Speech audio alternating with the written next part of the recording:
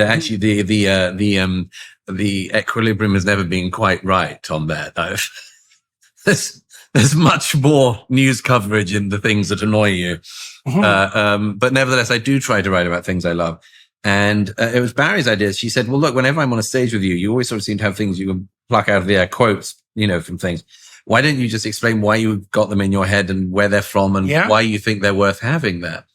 And so we came up with this idea. And every week I write a column about a poem I have by heart. Sometimes it's a longish poem. Sometimes it's a few lines. And really it's about why it's up there. How much poetry do you know by heart? Well, I'm doing 50 poems for this year.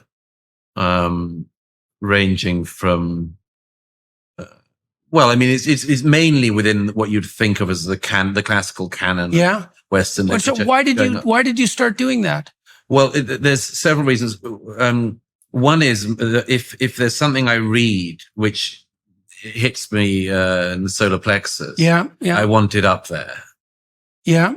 That's a very strong. I think. I need that.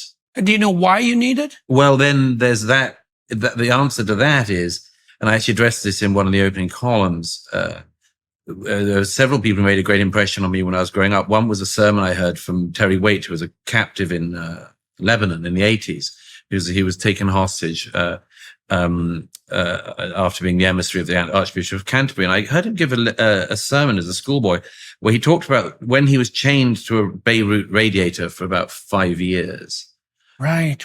He one of the things that made it bearable was that he had 4 quartets by T.S. Eliot in his head. And he recited the opening, time present and time past, both perhaps contained in time future.